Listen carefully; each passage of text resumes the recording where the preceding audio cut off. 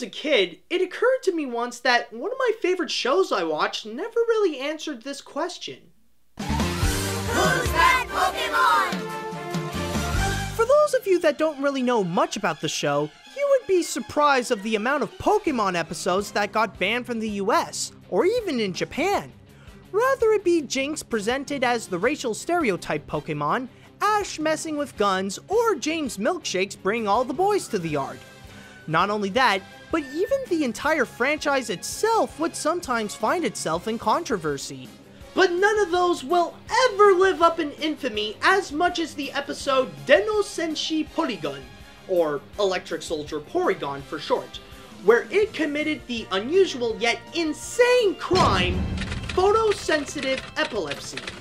And just an advance warning that I will be showing the scene that caused it. So if you are prone to epileptic seizures, then I highly recommend that you skip the video to right about here, just to be safe.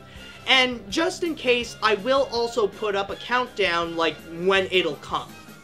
So back onto the episode, it's rather simple where Ash and the gang had to go in a computer in order to restore the transfer system that brings Pokemon from one place to another with the help of a mad doctor and a Pokemon he created, Porygon. And yes, the problem with the system was caused by Team Rocket, who else? During one scene, when the whole gang had to escape from firing missiles, Pikachu unleashed a Thunderbolt to stop them, which caused huge flashes of reds and blues that lasted for a good 6 seconds. Now here's where the crazy part kicks in. When the episode aired in Japan on December 16th, 1997, it was reported that about 12,000 people were affected by the flashes. What's even worse was that 685 of them had to be sent to the hospital for photosensitive epilepsy, and 2 of those kids stayed there for 2 weeks. The incident went into infamy as the Pokemon shock, and because of this, the show went on hiatus for 4 months. Not to mention that the Japanese broadcasters had to enforce new and stricter rules about using flashing scenes similar to that to make sure that the Pokemon shock doesn't happen again. It was reported that an English dub was made, but it was immediately pulled out from the US once the incident occurred. After it came back from its hiatus, it made sure to never have Porygon featured on the show again, so that the memories of the Pokemon shock wouldn't be reminded. And it kind of is too bad as well. I mean, conceptually, Porygon is one of the more interesting Pokemon since he is one of the first that's actually man-made on purpose. I mean, even his evolutionary forms, Porygon 2 and Porygon Z, only had a little cameo in one of the more recent films. That's it! But even if Pokemon would rather want to forget this incident, it actually has an honor that would haunt them forever, as it holds the Guinness World Record for most epileptic seizures caused by a television show. Congratulations, Ash! Here is a badge that you've truly earned! Electric Soldier Porygon, an episode that was not only super effective, but had such a critical hit as well. これがあれば、みんなの生活も便利になると思ったのに。もっと安全なシステムをまた作ってよ。And here they are, the poster boys of cartoon controversy. Now, I can literally fill this list with nothing but South Park episodes. I mean, the show is so well known to be absolutely absurd and have no limits to how far they take themselves that it makes both Family Guy and the Boondocks look like Sesame Street. I could just put in the entire show here and don't have to explain why. Just South Park speaks for itself. However, there were a few episodes that really got out of hand, even for both Trey Parker and Matt Stone. The first of these is the 2005 Trapped in the Closet, where the boys were caught committing the crime, anti-religion, subject, Scientology. This was back in the day when Tom Cruise was more known as the crazy Scientologist rather than an A-list celebrity. Basically, the message of the episode was pretty much to say that Scientology is nothing more but a great big scam. That mixed with a lot of gay Tom Cruise jokes. Unsurprisingly, this has angered plenty of Scientologists out there. especially one member, Isaac Hayes, who was also the voice of Chef. After the episode was made, he quit by saying that he felt completely offended by how insensitive Parker and Stone were to other religions. But the two guys replied back by saying that it was totally the Scientology thing why he left. Personally, I actually believe Trey and Matt more in this case. I mean, if you were offended by what they were doing with other religions, you probably would have left at day 1. As for Chef, they decided to just kill him off in the season 10 premiere, The Return of Chef, where they just use old audio clips that Hayes already did from a long time ago. After that incident happened, it wouldn't be too long until South Park would find themselves in trouble once again.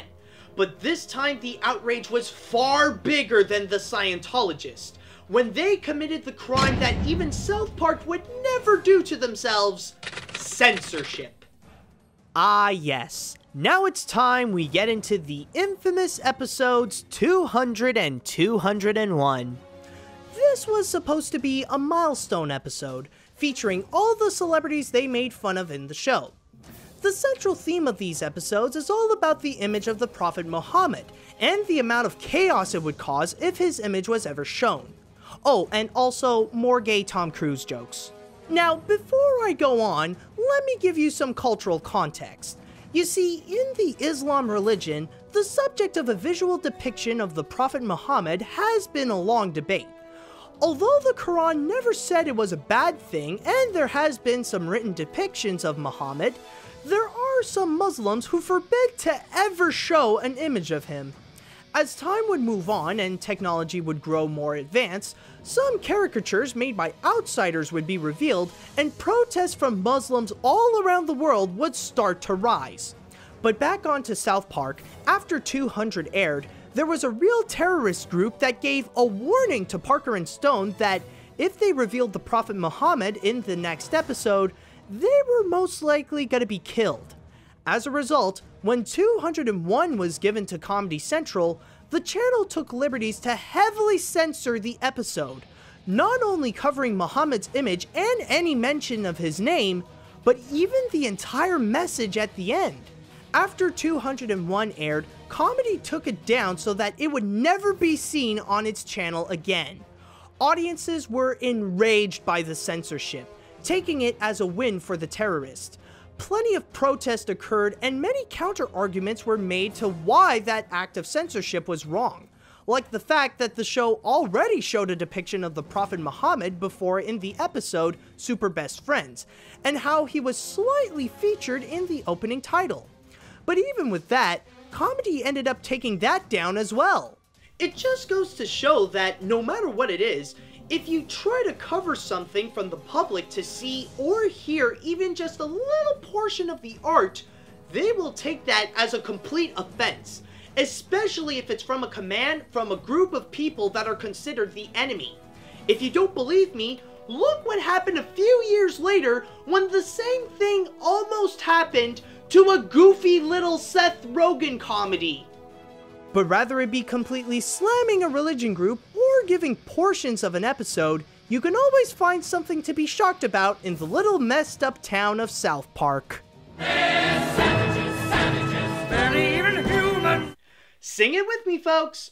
Oh, zippity-doo-dah, zippity-day. Guess what movie's number 2 today? Plenty of sunshine heading my way. Zippity-doo-dah, zippity-yay. This is one of those films where the fact that it's controversial is even more popular than the movie itself. I mean, I'm sure there are some people who are still singing Zippity-Doo-Dah without even knowing where it came from in the first place. Okay, so to fill you in on this movie, it's a rather simple story about a boy named Johnny who is learning some life lessons from the animated tales of a man known as Uncle Remus. Yes, sir, Brother Fox. I was born and bred in the Brown Patcher. Yes, sir. When you actually see it, it doesn't seem anything too out of the ordinary compared to all the other Disney films during that time. But then you realize there's this one little factor they kind of forgot to get into, which resulted in the film to commit the crime, questionable portrayal of slavery.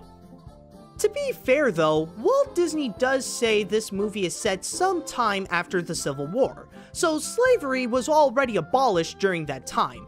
And it is true that in the movie they never said that Uncle Remus or any of the other black people were slaves. However, at the same time, they never specified that they were not slaves either, nor do they really establish what's the relationship between Remus and the grandmother. This was considered one of the movie's biggest flaws for the critics at the time, but things didn't go well when Walter White came to the scene. Stay out of my territory. No, not that Walter White! The crime here is not meth! This guy! Executive Secretary for the National Association for the Advancement of Colored People, Walter Francis White. Now, he actually never saw the film. When he had to write a statement for it, the most knowledge he got was from a couple of memos he got from 2 other members who actually saw the film. Walter got a bit confused and ended up writing this. In an effort neither to offend audiences in the North or South, the production helps perpetuate a dangerously glorified picture of slavery.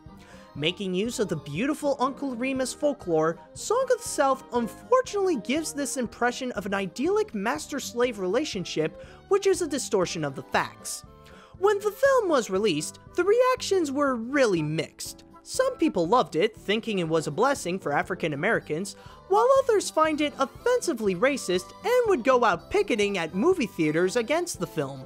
Now, when hearing the whole situation, it doesn't seem that bad compared to all the other ones on the list. If anything, this actually sounds like a more tamer version to what happened to Coonskin. But the reason why it's so high on the list, it's not because of how it was controversial then, it's how it's controversial now. You see, there is a huge difference between Disney then and Disney now. Back when the company made Song of the South, it was a rising animation studio that just started getting into live action. Nowadays, it's one of the biggest entertainment companies in the world, and the factor that they might have a movie that maybe features some happy slaves could really leave a bad reputation to their image. Because of this, Disney decided they would never release the film on home video. There might be a few VHSs that were out in a few other countries in the late 80s, early 90s, but it has yet to ever get a release on DVD or Blu-ray. Keep in mind though, I am saying this as of 2015. Maybe in the future, or even as you're watching this now, Disney will finally change their mind and actually have Song of the South to be owned in HD. But the only way you can check it out right now is through some Google searches and hope that someone actually uploaded the film online. Even with the version I found, it would often keep on reminding me that the movie is not for sale. In short, this is the kind of film that the older it is, the more controversial it becomes. And considering that we're talking about a movie that's about 70 years old, it grew to become the most controversial thing Disney has ever created. Song of the South, where the situation is anything but satisfactual. You done played your last trick on me, Brer Rabbit. You sure have. Yes, sir. You done played your last trick on me. Here, pull that knot. Now, before we move on to the most controversial cartoon ever made, I'd like to have an honorable mention.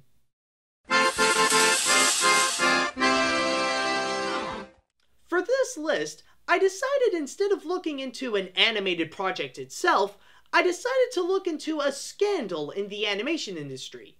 One that even TMZ would consider a goldmine if they ever cared about animation. So, with that said, let's talk about the Annie Awards. Sure, this may not be as well known as the Oscars or the Golden Globes, but this is considered the most prestigious honor in the field of animation for both feature films and television since 1972. However, during the late 2000s, early 2010s, one of their sponsors seemed to be mentioned a bit too much during the awards, and that was DreamWorks Animation. The suspicions began in 2009 when Kung Fu Panda was the big winner during that year with 10 Annie Awards. Pretty strange though that a more acclaimed film of the same year as Panda, Pixar's WALL-E, won all the other awards, yet it didn't get a single Annie. But then, 2 years later, that's when DreamWorks took things way too far. During the 38th annual Annie Awards show, How to Train Your Dragon ended up winning every single award associated with feature films. But it doesn't end there. The movie even took up the grand majority of nominations, where even 2 categories featured nothing but How to Train Your Dragon and the other 2 DreamWorks films of that year, like Megamind and Shrek Forever After, completely ignoring all other films during that time. And keep in mind, those other films I'm referring to include Illumination's Despicable Me, Disney's Tangled, and Pixar's Toy Story 3. Sure, Dragon is a pretty good movie, but you'd think those other films should have gotten at least 1 award. As a result, everybody pretty much called foul play, and through some research, it was discovered that DreamWorks in fact did tamper with the awards, giving most of the voting ballots to animators at DreamWorks in order for them to vote for their own team. The other studios did not take things lightly, and some of their sponsors like Disney threatened to leave them if things didn't change. At that point, Asifa Hollywood, the organization in charge of the Annies, had no choice but to make some changes. I mean, without one of their biggest sponsors, they pretty much have no trophies to give out. And boy did they make some changes. Sometime after Disney's threat of leaving, new rules were implemented to the awards to make sure the Dragon incident wouldn't happen again. Ever since then, the image and reputation of the Annie Awards would rapidly improve as the years would pass by. Nowadays, the Annie Awards have regained their reputation of animation's highest honor. The best example I can give to their improvement is the 42nd Annie Awards show in 2015. Sure, How to Train Your Dragon 2 was the big winner, but received less than its predecessor did with 6 awards. The rest were given to the other animated features during that time, like Big Hero 6, The Book of Life, The Box Trolls, and the Lego Movie, each winning an Annie or 2. In fact, the animation community considered the Annie Awards more important than the Oscars, because the Annies actually have one thing that the Academy would never have: voters that know what they're doing. Some may just look back and say that it's just a trophy, but those people may forget how far others would go in order to get that trophy. And the only way to change is to catch someone's hand in the cookie jar to find a solution to prevent it to happen again. The Annie Awards and DreamWorks Animation, winner of the Special Achievement Award for Fixed Organization.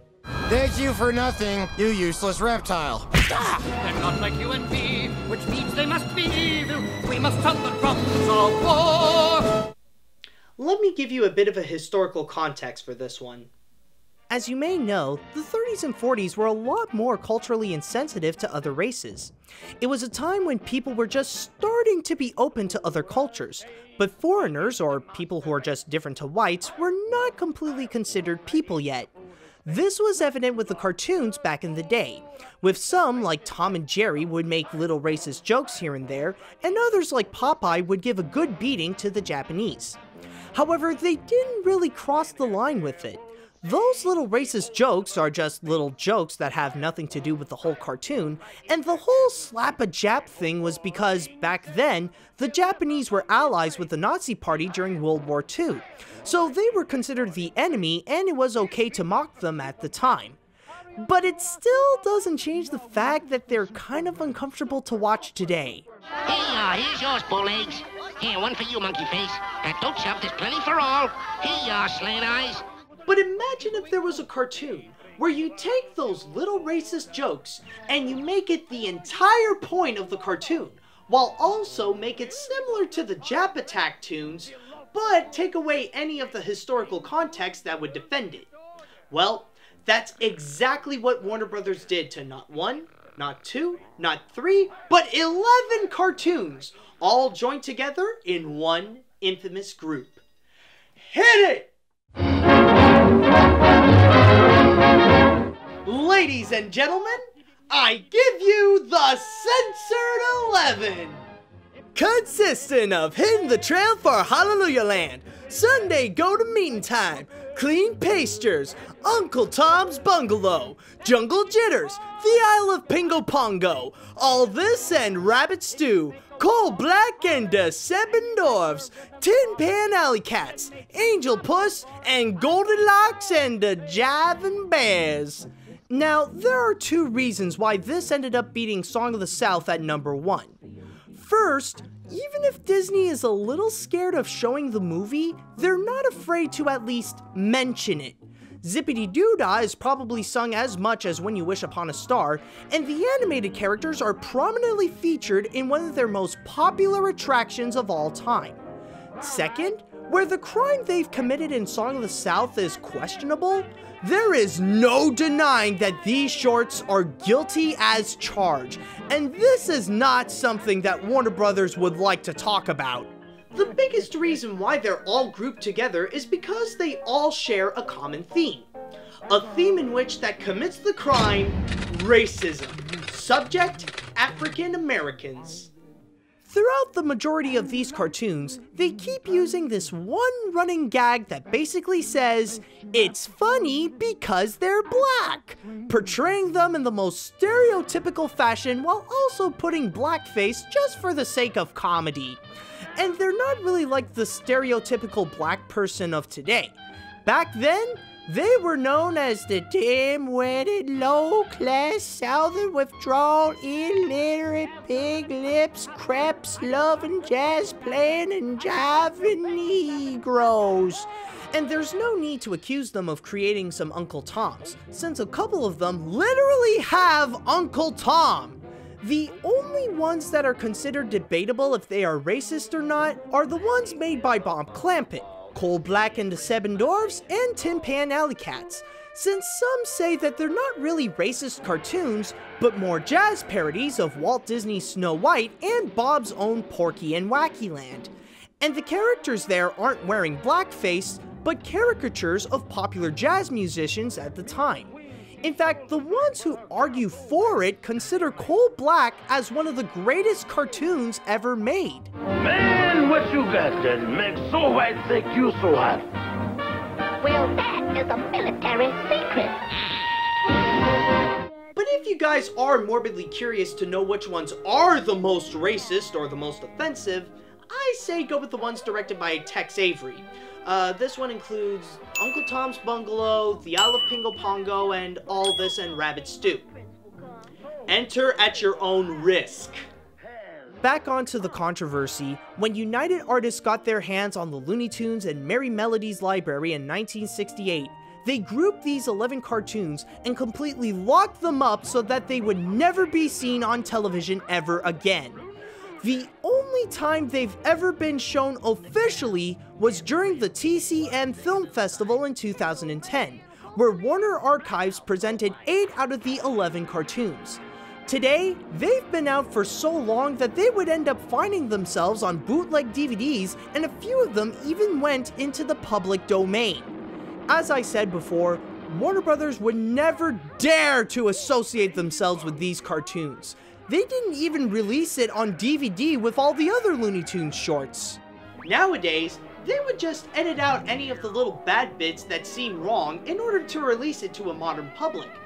But how can you edit out something that's not only this bad, but is taking over the whole thing? You just can't! They're flat out racist, they're flat out wrong, they're flat out banned from television, and there's flat out nothing morally worse in the history of animation than this. The Censored 11, the #1 controversial cartoons of all time. That's all, folks. And that's all I've got for the top 10 controversial cartoons. It just goes to show that no matter what it is or who you are, you will always find a way to cause some trouble which will have some major consequences. And this could happen to anything or anyone, even to something that's as simple and innocent as the medium of animation. Now, if you excuse me, I'm going to take a little break from these controversies and go into something that's less about the trouble and more about fun. See you later, dudes! Okay, now that that's out of the way, let's get back to San Andreas. Wait, is there any point to the hot coffee mod? Let's see. Wait, that's it? It's just this pointless minigame? Screw that! Stupid whore. Thinking she can waste my time with pointless sex. At least I returned the favor with bullets. I'm bored. I think I'm gonna go steal a car and then drive over some people on the sidewalk. That should be fun. I mean, it's just a game, right?